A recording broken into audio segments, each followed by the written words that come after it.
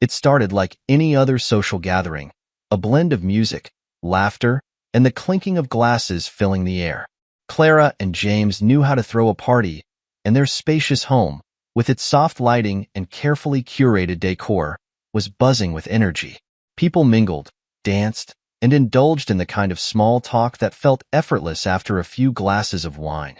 I stood near the bar, nursing my drink and scanning the room, keeping an eye on Sophia. She was in the center of it all, of course. She always was. My wife had a way of commanding attention without trying, her smile bright, her laugh infectious. Tonight, she was particularly radiant in a sleek red dress that hugged her figure perfectly. But it wasn't me she was dazzling. Nathan. The name itself grated on me like nails on a chalkboard. Nathan, her charming, smooth-talking colleague, was glued to her side. He leaned in close as she spoke, his smile just a little too wide, his laugh a little too eager. And Sophia? She wasn't pulling away. She was leaning in, matching his energy, her eyes shining in a way I hadn't seen in years. I told myself not to overreact. This wasn't the first time Nathan had shown up in our lives. Sophia had mentioned him casually over dinner months ago, praising his confidence and leadership. He just has this energy, she'd said. He makes everyone feel seen. At the time, I dismissed it as harmless admiration. But seeing them now, so completely in sync, I couldn't ignore the knot tightening in my chest. I approached the group cautiously, not wanting to make a scene. Clara and a few others were gathered around, laughing at whatever story Nathan had just finished telling. As I joined the circle, Nathan greeted me with a practiced smile, the kind that didn't quite reach his eyes. "Ethan," he said, clapping me on the shoulder as though we were old friends. "Glad you could make it. Your wife here was just telling me about your trip to Italy last summer. Sounds incredible." Sophia turned to me, her smile faint, her expression unreadable. "I told him about the vineyard tour," she said lightly, as if we were all just having a good time. "Yeah," I replied, my tone even. "It was a great trip." The conversation shifted, but I barely registered the words. My focus was on Sophia and Nathan, on the way he seemed to occupy every inch of her attention. I could feel the tension building, the unease gnawing at me, but I forced myself to stay composed. This wasn't the time or place to address it. And then, it happened. Nathan made a joke. Something about how Sophia must be the life of every meeting at work, and she laughed. Not just a polite chuckle, but a full, genuine laugh that turned heads. And then she said it. "He makes me feel alive." The words hit me like a punch to the gut. She said them so casually, her tone light and playful, as if she hadn't just exposed the deepest crack in our marriage for the entire room to see. Her laughter lingered in the air, sharp and cutting, as if mocking me. I caught Clara's glance from across the circle, her expression a mix of concern and disbelief. Others shifted uncomfortably, pretending not to notice the tension, but it was impossible to ignore. My chest tightened, but I didn't let it show. Instead, I took a slow sip of my drink, the burn of the whiskey grounding me. "That's quite the compliment," I said, forcing a faint smile. "I'll have to step up my game, won't I?" Sophia froze for a moment, her laughter fading. She looked at me, her expression unreadable, and for a brief second, I thought I saw regret flicker in her eyes. But she quickly masked it, brushing off the moment with a dismissive wave. "Oh, Ethan," she said, her tone breezy. "Don't be so serious. It's just a joke." But it wasn't. Not to me, and not to the people who had heard her. I nodded, not trusting myself to speak, and let the conversation drift to safer territory. Inside, I was boiling. That wasn't a joke. It was a declaration, one that revealed more about our fractured marriage than I cared to admit. The rest of the evening passed in a blur. I stayed on the periphery, watching as Sophia continued to bask in Nathan's attention. She didn't notice the whispers, the sideways glances from our friends, but I did. By the time midnight rolled around, the party was winding down, and so was my patience. I didn't confront her then, not in front of everyone. I wasn't going to give her the satisfaction of a scene. But as I helped Clara gather empty glasses and watched Sophia laugh at something Nathan whispered in her ear, I made a silent promise. She might think he makes her feel alive now. But by the time this night is over, the only thing she'll feel is regret. I sat at the kitchen table the morning after the party, the remnants of last night still lingering like a bad aftertaste. The hum of the refrigerator was the only sound, and the empty chair across from me felt heavier than usual. Sophia was still asleep upstairs, or at least pretending to be. The silence between us wasn't new. It had been creeping in for months, maybe years. Last night had only made it impossible to ignore. There was a time when Sophia and I were inseparable, when laughter came easily and conversations stretched into the early hours of the morning. We were a team, or at least that's what I'd thought. Somewhere along the way, though, that connection had frayed. It wasn't a single moment, no dramatic argument or betrayal. It was more like erosion, slow, subtle, and devastatingly effective. She had her world, filled with work, colleagues, and the endless pursuit of something that always seemed just out of reach. And I had mine, quieter and more grounded. I tried to bridge the gap, but every time I reached out, it felt like she pulled further away. Her late nights at the office, her growing disinterest in the things we used to enjoy together. It all added up, though I'd convinced myself it was temporary. But last night? That wasn't temporary. That was something else entirely. Her words replayed in my head like a broken record.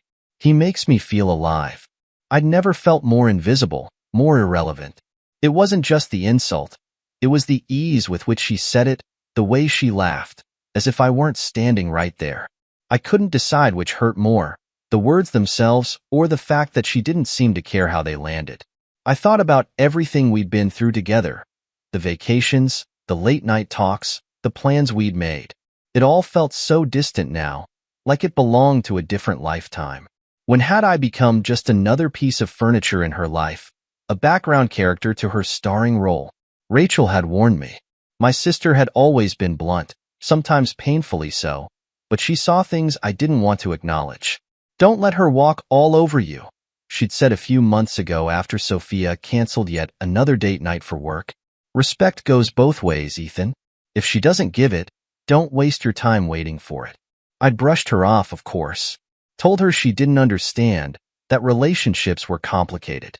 But now, sitting in the cold light of morning, I couldn't deny she'd been right. Last night had been the wake-up call I hadn't wanted but desperately needed. Then there was Lila, Sophia's best friend. Lila had always been Sophia's biggest cheerleader, but even she seemed uneasy lately. A few weeks ago, at a dinner party, she'd pulled me aside, her voice low. "She's restless, Ethan," she'd said, her eyes darting toward Sophia across the room. "I don't think it's about you, it's about her. She's looking for something, but I don't think she knows what it is." Restless. That was a good word for it. Sophia had always been ambitious, driven, but somewhere along the line, that ambition had turned into something else. Now, it felt like nothing was ever enough for her. Not her career, not our life together, and certainly not me. As I sat there, staring at the empty coffee mug in front of me, I realized something. I couldn't fix this on my own. I'd spent years trying to be the steady one, the reliable one, hoping it would be enough to hold us together. But last night had shown me the truth. Sophia wasn't just slipping away. She was already gone, chasing something I couldn't compete with. I didn't know what came next. Confrontation? Distance? Divorce? The thought made my stomach turn. But so did the idea of continuing like this, pretending everything was fine while the foundation of our marriage crumbled beneath us. One thing was clear, though. Sophia and I couldn't keep living in this limbo. Something had to give. And after last night, I wasn't sure we had much time left to figure it out. By the time the coffee in my mug had gone cold, I'd made up my mind. Last night wasn't just about Sophia embarrassing me in front of our friends. It was about the man who stood beside her, soaking up her attention like it was his due. Nathan. He wasn't just a charming colleague who happened to make my wife laugh. No, he was something more. And if I wanted to get to the root of whatever had infected my marriage, I needed to understand him, because Nathan wasn't some harmless flirt. He was deliberate, calculated, and I had to find out why. It started with a few quiet questions to the right people. My friend Caleb, a corporate consultant who seemed to know everyone, was my first call. Over lunch, I casually brought up Nathan's name, framing it as simple curiosity. Nathan Carter? Caleb said, raising an eyebrow. Yeah, I've heard of him. He's got a reputation. For what? I asked, trying to sound indifferent. Caleb leaned back in his chair, swirling his drink thoughtfully. For being opportunistic. He's good at what he does, but he's also good at stepping on people to get ahead. And when it comes to women, he hesitated, clearly debating whether to continue. Let's just say he's left a trail of broken hearts. Married ones, especially. I felt my stomach tighten, but I nodded calmly. That doesn't surprise me. You're not the first guy to ask about him, Ethan, Caleb added. Just be careful. He knows how to play the game. That confirmed what I'd already suspected. Nathan wasn't just another charming guy who happened to catch Sophia's eye. He was a predator, someone who thrived on manipulation and chaos. And now, he had his sights set on my wife. The more I dug, the more the pieces fell into place. Through some light social media snooping, I found a pattern. Nathan often tagged himself at upscale events and vacations, always with different women. The captions were vague but suggestive, implying intimacy without outright stating it. It was a carefully curated image, one that painted him as desirable, successful, and just unattainable enough to keep people intrigued.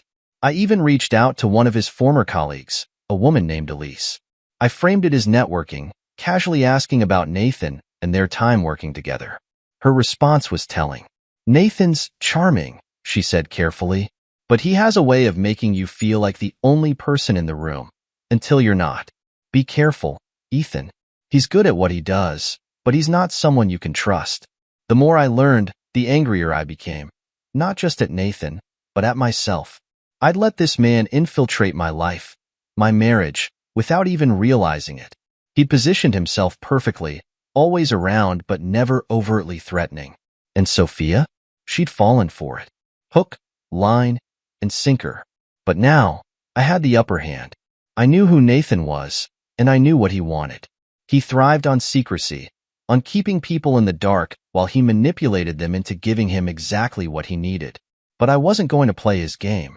The next time I saw Nathan, I'd be ready. He thought he could walk into my life and steal my wife without consequence, but he was wrong. I wasn't going to let him tear apart everything I'd built. Not without a fight. Sophia wasn't herself in the days following the party. Normally, she carried herself with an air of confidence, her energy infectious even when things weren't perfect. But now she seemed smaller, quieter, almost uncertain. I could see it in the way she avoided my gaze, the way she lingered in rooms like she was searching for something she couldn't find. Guilt, maybe, or regret. Either way, it was clear that her world wasn't as stable as she wanted me, or herself, to believe. I kept my distance at first, not out of coldness, but strategy. If there was one thing I'd learned over the years, it was that Sophia didn't respond well to direct confrontation. She'd shut down, deflect, twist the conversation until I felt like I was the one who'd done something wrong. So instead, I let her stew in her thoughts, let the weight of what she'd said at the party settle in. It wasn't hard to see why she was uneasy. The party had been a turning point, and not just for us. Nathan had his usual charm on full display, but by the end of the night, even some of our friends were questioning his intentions. Clara had pulled me aside at one point, her voice low. I don't know what's going on with Sophia, but, Nathan? He's bad news, Ethan. Everyone can see it. Everyone except Sophia, I replied, forcing a bitter smile. Clara had given me a sympathetic look, but didn't press further. Still, her words stuck with me. The cracks in Nathan's polished exterior were starting to show, and I could only hope that Sophia was beginning to notice them too. It was Lila, surprisingly, who gave me the first real sign that Sophia's guilt was taking hold. She stopped by the house one afternoon, ostensibly to drop off some books Sophia had lent her, but I could tell there was more to it. She's been off, Lila said carefully as we stood in the doorway. I think she knows she crossed a line at the party. She crossed more than a line, I said, my tone sharper than I intended. But knowing isn't the same as fixing it. Lila sighed, glancing toward the stairs where Sophia was upstairs, unaware of our conversation. Give her time, Ethan. She's stubborn, but she's not blind. She'll figure it out. I wasn't so sure. Sophia's pride had always been one of her defining traits, both her strength and her weakness. Admitting she was wrong didn't come easily, and I wasn't sure she had the courage to face what she'd done. But then, little things started to shift. She'd linger at the kitchen table after dinner, picking at her food and stealing glances at me when she thought I wasn't looking. She'd start conversations but never finish them, her words trailing off like she didn't know how to say what she really meant. And once, late at night, I caught her sitting in the living room, her phone in her hand, staring at the screen with a look I couldn't quite place. Sadness? Regret? Fear? I didn't say anything then, just stood in the doorway and watched her until she noticed me. She quickly set the phone down, forcing a smile. "Couldn't sleep," she said, her voice too light, too casual.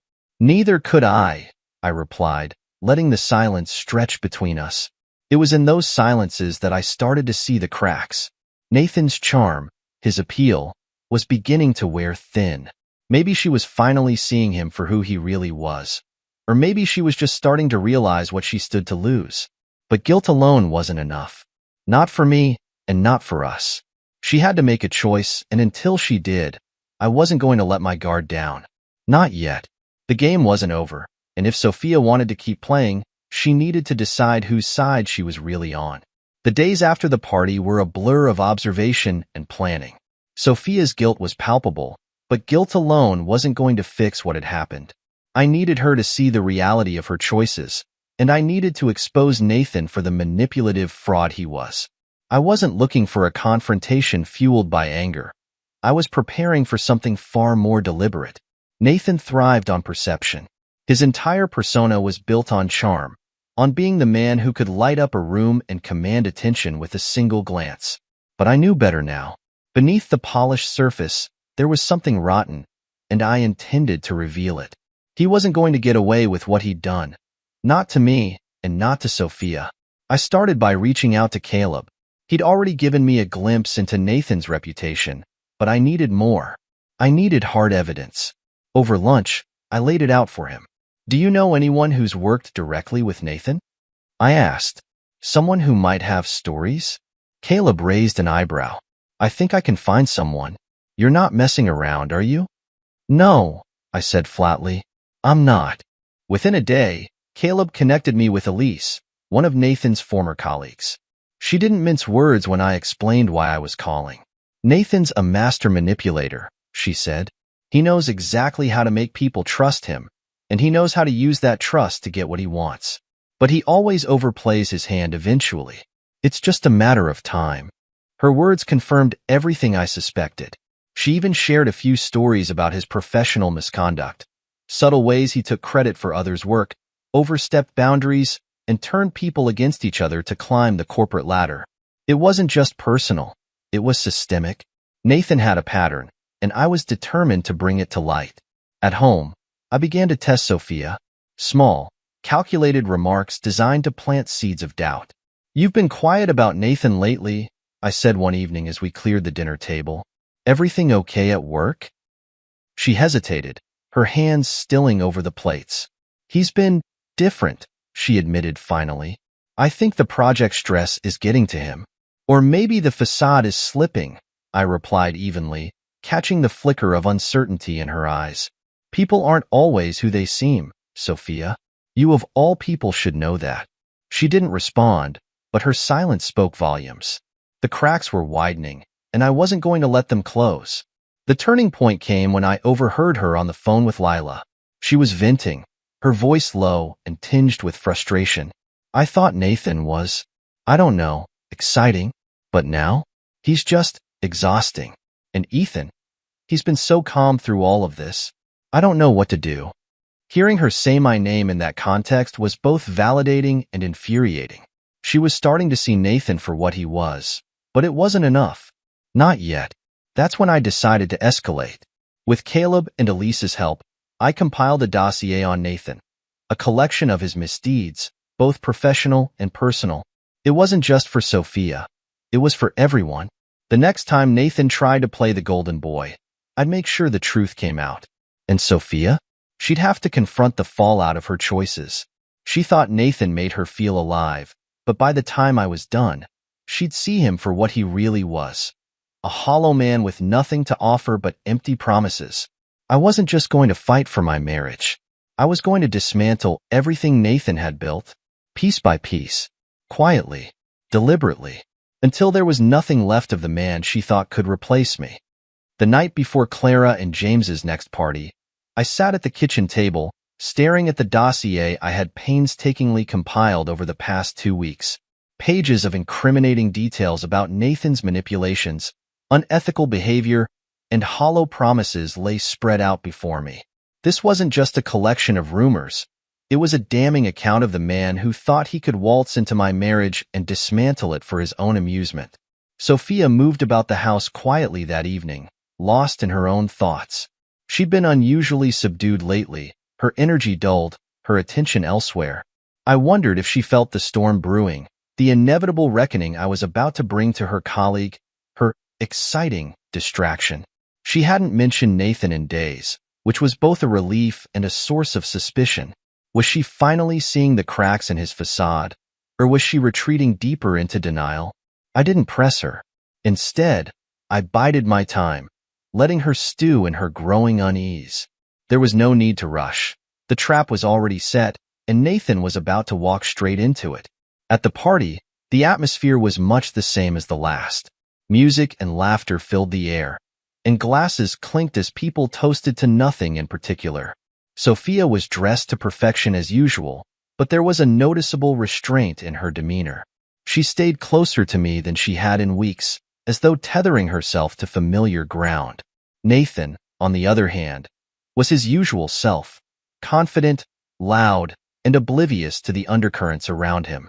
I watched him work the room, weaving between groups, flashing his practiced smile, and leaning in just a little too close to every woman he spoke to. It was a performance, and a masterful one at that. But tonight, it wasn't going to save him. Lila had been instrumental in setting the stage for what was about to unfold.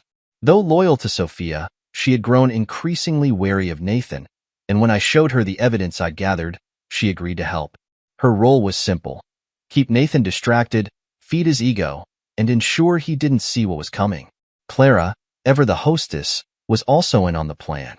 Subtly, she steered conversations toward Nathan's workplace antics, planting seeds of doubt among the guests.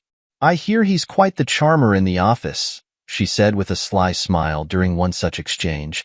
"But charm can be dangerous, don't you think?"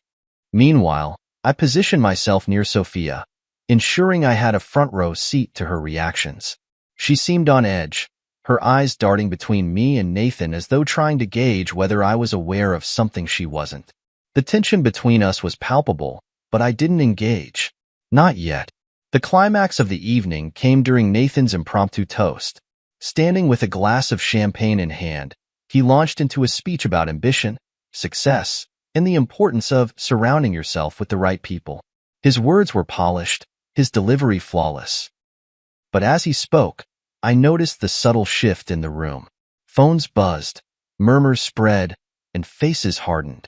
The dossier, distributed discreetly to key guests earlier that evening, had started to circulate. Text messages with screenshots of his inappropriate exchanges with female colleagues.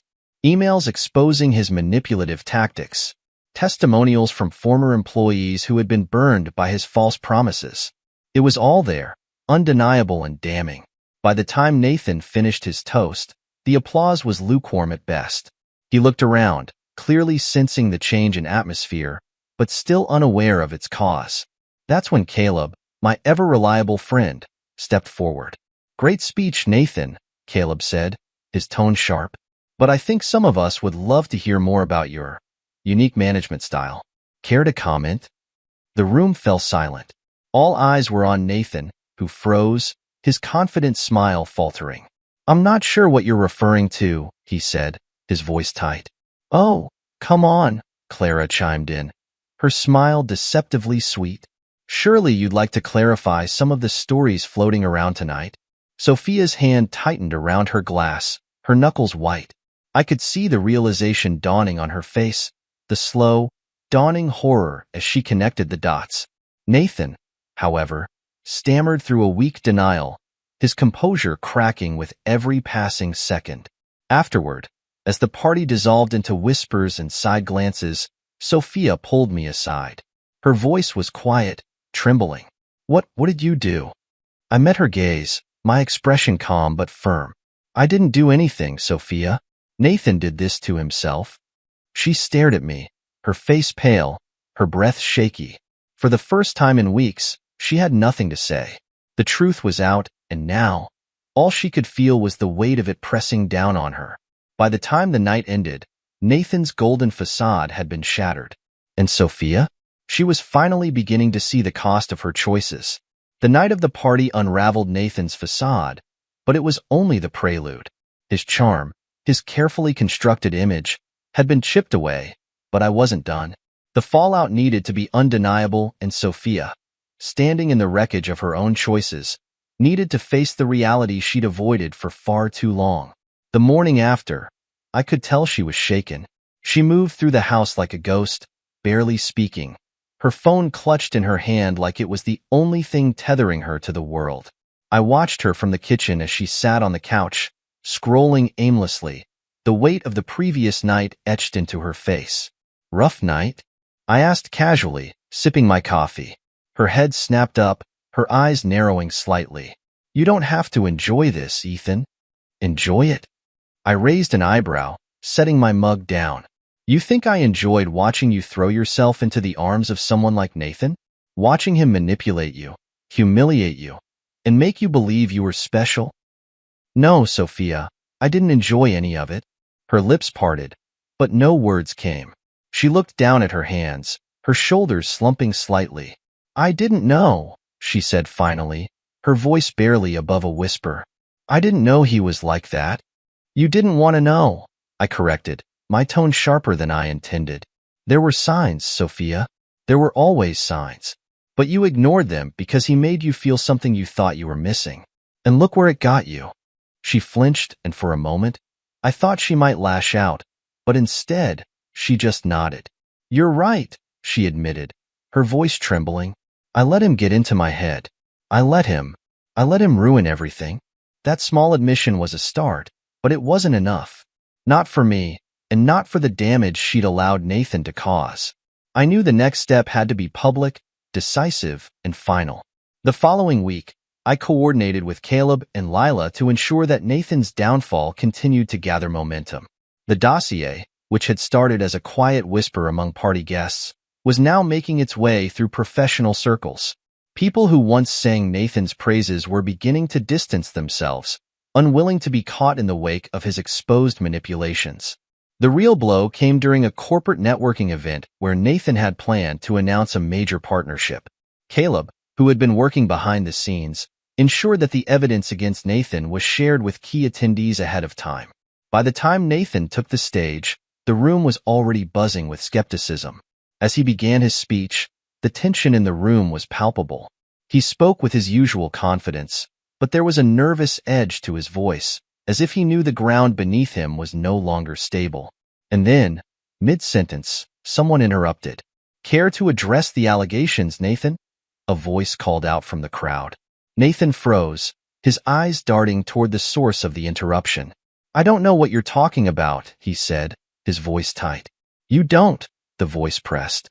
"Because there's plenty of documentation making the rounds. Emails, testimonies, financial discrepancies. It's quite the collection."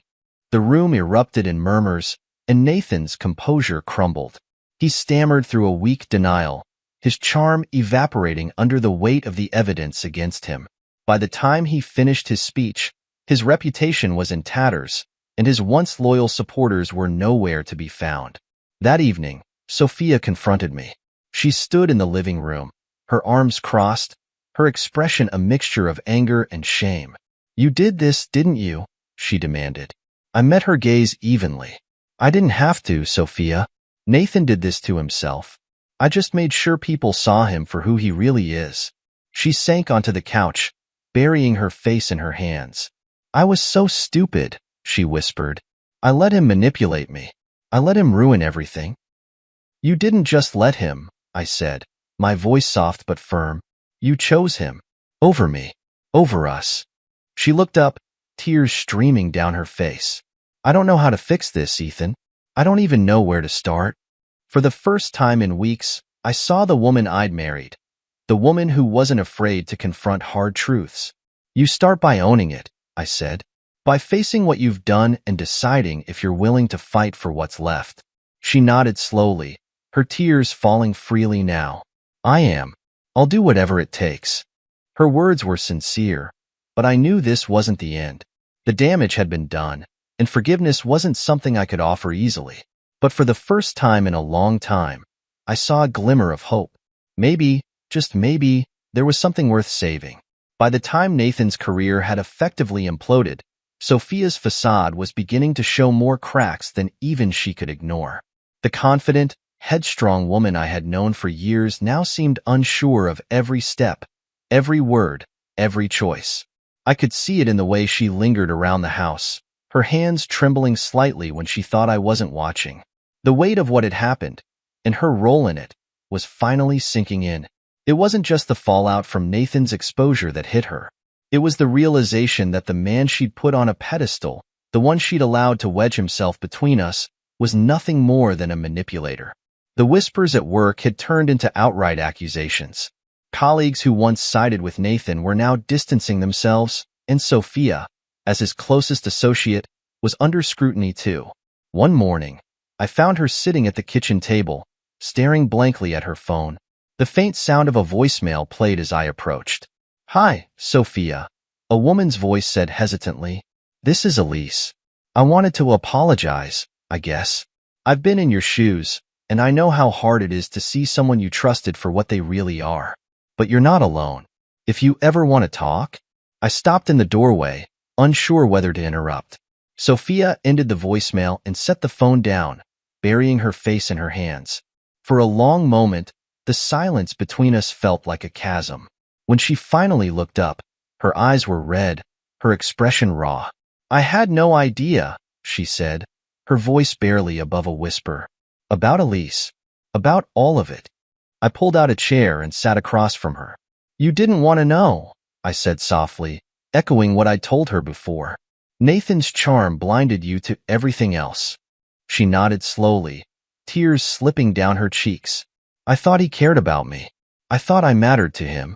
You mattered to him as long as you were useful, I said bluntly. It wasn't meant to hurt, but it was the truth she needed to hear. He didn't care about you, Sophia. He cared about what you could do for him. And the moment you became a liability, he would have thrown you aside. Her breath hitched, and she wiped at her tears with shaking hands. I ruined everything, didn't I? She asked, her voice trembling. Us. My career. Everything. I leaned back, crossing my arms. You made mistakes, Sophia. Big ones. But the question isn't what you've ruined. It's what you're willing to fight for. She looked at me, her expression a mixture of desperation and determination. I don't even know where to start. Then start with honesty, I said. Start by admitting to yourself why you let this happen. Over the next few days, Sophia began to unravel the mess she'd made. She resigned from her job, cutting ties with Nathan completely. It was a quiet exit. No dramatic farewells, no grand speeches. She simply packed her things and walked away. It wasn't an easy decision, but it was the first step toward rebuilding her life. At home, she started spending more time with me. Not the hollow, surface-level presence I'd grown used to, but real, deliberate efforts to reconnect. She'd sit with me in the evenings, her journal open on her lap, writing furiously. She never showed me what she wrote, and I didn't ask. It was her way of processing everything, and I respected that. One night, as we sat in the living room, she spoke up unexpectedly. I started therapy today, she said quietly. I glanced at her, surprised but pleased. How did it go? Hard, she admitted, her gaze fixed on her hands. But good. I have a lot to work through. A lot to understand about myself. That's a start, I said. But therapy won't fix everything, Sophia. You have to put in the work. I know, she said, meeting my eyes. I'm ready to. Her sincerity struck a chord in me. For the first time in months, I saw a glimmer of the woman I had fallen in love with, the woman who wasn't afraid to face hard truths and fight for what mattered. Sophia's journey was far from over, and so was mine. Trust wasn't something that could be rebuilt overnight, and forgiveness wasn't something I could offer easily.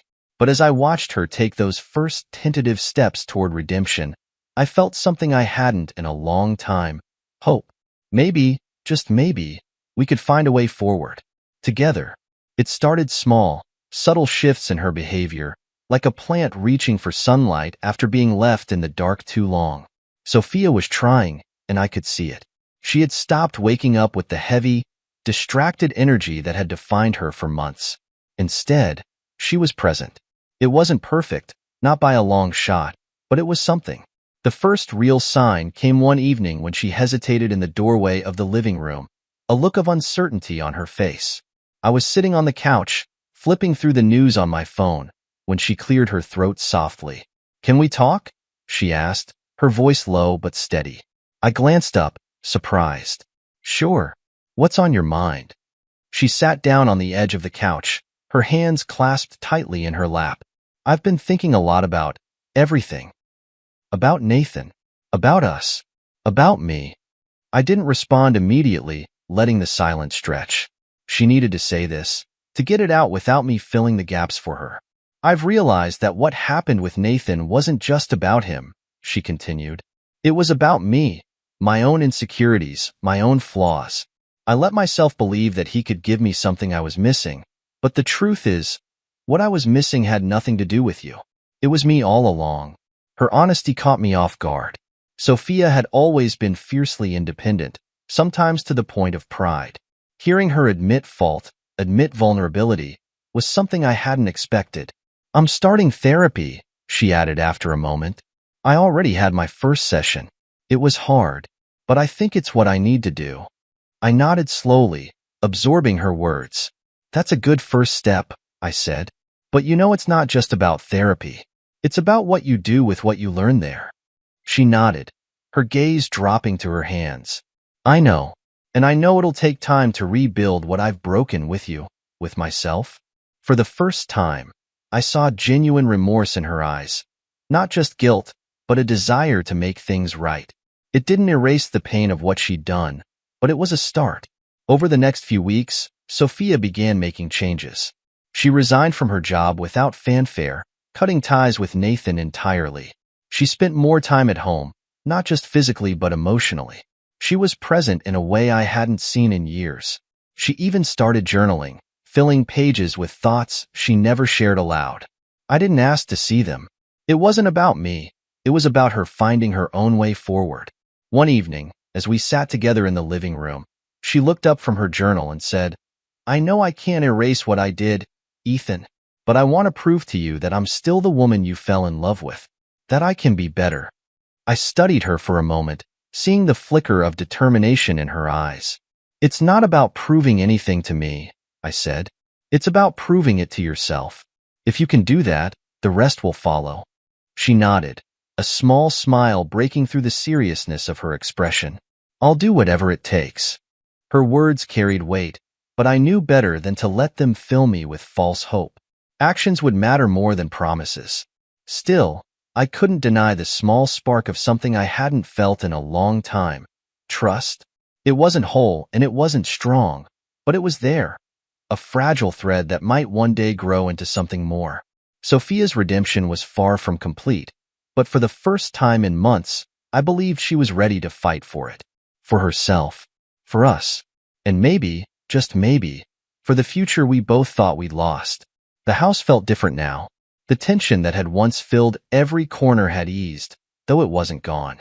It lingered like a faint echo, a reminder of the damage that had been done. But there was something else too. An almost imperceptible shift in the air. Sophia was trying, and for the first time in a long time, I found myself willing to meet her halfway. She had been attending therapy regularly, and though she didn't share every detail of her sessions, I could see the changes. Her guarded defensiveness had softened, replaced by a quiet vulnerability that felt more genuine than anything I'd seen in years. She was putting in the work, not just to fix what had been broken between us, but to fix herself, and that mattered more than I realized. One evening, I came home to find her sitting at the dining table, a stack of papers spread out in front of her. Her laptop was open, the screen glowing faintly, and she looked up as I walked in. "Hey," she said, her voice tentative. "I, made dinner. It's nothing fancy, but I wanted to." I glanced at the kitchen, where plates of pasta and salad waited on the counter. It was a small gesture, but it wasn't lost on me. For so long, we'd existed in parallel lines, going through the motions without ever really connecting. This felt like an effort to change that. "Thanks," I said, setting down my bag. "It smells great." We ate in relative silence, but it wasn't the strained, uncomfortable kind that had defined so many of our meals in the past. It was peaceful. She asked about my day, and I asked about hers. The conversation wasn't groundbreaking, but it felt like the beginning of something we hadn't had in a long time: normalcy. After dinner, we sat together in the living room. She brought her journal with her, though she didn't write in it. Instead, she rested it on her lap, her fingers tracing the edge of the cover. "I've been thinking a lot about us," she said finally, her voice quiet but steady. "About everything that's happened, and what we've lost." I nodded, letting her speak. "I know I can't change the past," she continued, "but I want to build something new with you. Something better. I know it won't be easy, and I know I don't deserve your trust yet, but I'm willing to do whatever it takes to earn it." Her words hung in the air, heavy with sincerity. I studied her face, searching for any hint of deception or hesitation, but there was none. She was raw, open, and completely vulnerable. And for the first time, I believed her. "I appreciate that," I said after a moment. "But it's going to take time, Sophia. Trust isn't something you can just rebuild overnight." "I know," she said quickly, "and I'm not expecting miracles. I needed you to know that I'm in this. For real. For us." Her eyes met mine, and in that moment, I saw the woman I'd fallen in love with all those years ago. The woman who had been buried under layers of resentment, guilt, and bad choices, but who was finally clawing her way back to the surface. We sat there for a while, the silence between us no longer uncomfortable. It wasn't a resolution, but it was a start. A fragile, tentative step towards something that might one day resemble forgiveness. That night, as we lay in bed, Sophia reached for my hand. It was a small gesture, but it spoke volumes. I didn't pull away, and for the first time in months, I felt a glimmer of hope. Our story wasn't over yet. The road ahead would be long and difficult, but for the first time, I believed it was a road we could walk together, one step at a time.